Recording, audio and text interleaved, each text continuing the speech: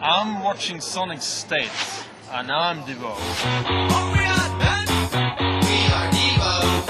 Oh, we are done. Devo. I suppose it's 25 years probably since I last saw them. 23 years. So probably a lot of late 30s, young 40-year-olds going to see them.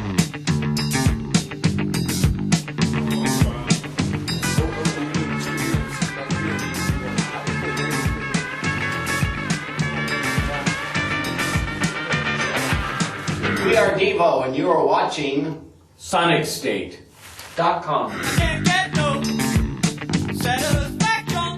The Sonar Festival was really impressive on just a technological level. They just really had it really worked out. And I don't know how they get all those people in there either. But Barcelona is a pretty great city.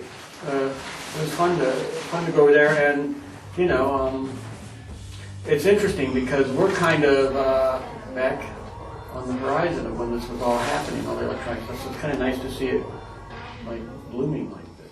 Did you see any of the other acts when you were over there? Heard some. Mug lumps, mug lips. Mugwai. Yeah, Mugwai. Mugwai. And the Beastie Boys. Yes. And Fangoria. Mm-hmm. It's basically a transvestite kind of routine. Mm-hmm. We saw more in the hallway than actually on stage. Yeah, So it's tall. Very Matador-esque. Can't get no satisfaction. Where else will you be visiting on the European tour? We're going around this jolly old England and other parts of these. Scotland, Ireland, Italy. Merry old Italy, we'll be going there. I've been listening to him for 27 years. For me, his upbringing, his way of thinking, his way of seeing these things. About clothes, about food, about genetics, about the future. Correct and will.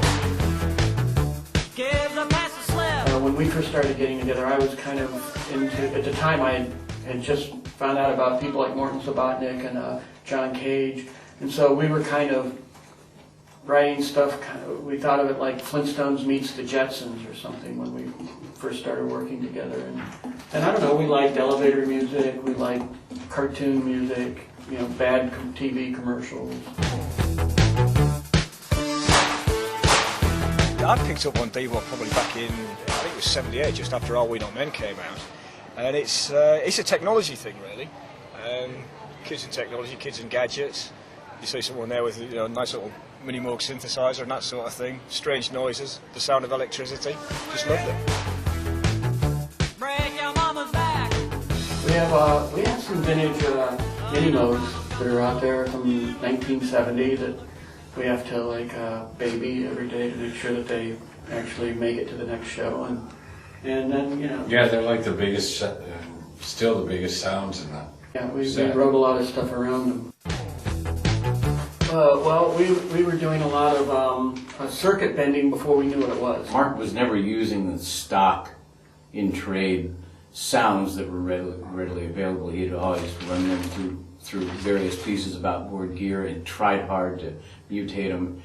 And from the beginning, even with the Mini Moogs, he was never trying to use them like Emerson, Lake and Palmer or something. It was always like to try to find some inhuman kind of, you know, primal scary noise. Right, the kind of music that we wanted to write, we were looking for a new vocabulary. And so it really involved then things like, you know, the Putney VCS or Paya kits that we put together that had like hairpins in them for sequencer tuning knobs. And one of our old-time favorites was the Electro Harmonix ring modulator, which can make anything sound ugly.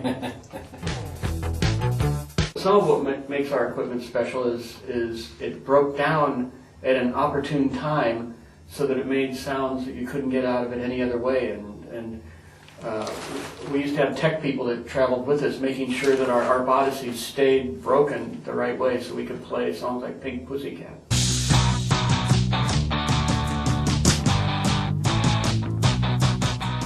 You know what? He was a big brother, and he was, I mean, in a good sense. I mean, he was like, he was little rich. big Yeah, a diminutive big brother. He was, but you know, the best thing was he just let us be who we were.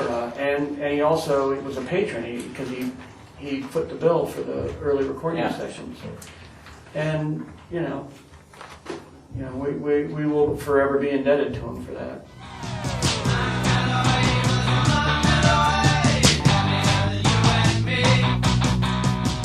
I understand their politics. Between the lines, I understand them, but the way they put it, it's sometimes very hard to understand. But that's the key to the thing, I think. It creates a mystique and a little bit of confusion, and that's excellent. We were ahead of our time at one time. Obviously, we're not now. Death and disease is catching up with us. But since the world devolved, we just sound contemporary. I think now that vinyl is about to make a comeback, and people are going to throw away their computers and go back to turntables and And you haven't heard about that yet, but it is. And 8-track tapes, they'll come back. Then I think, we're ready for that.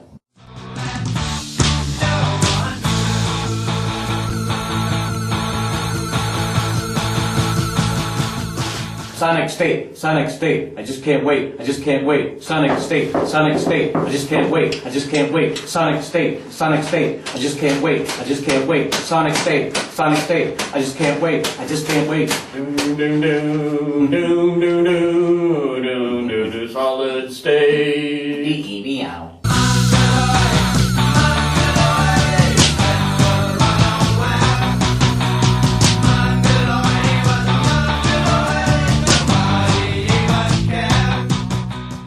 People of Brighton, we'll reward you with whatever you want if you give me back my laptop. From whoever that was.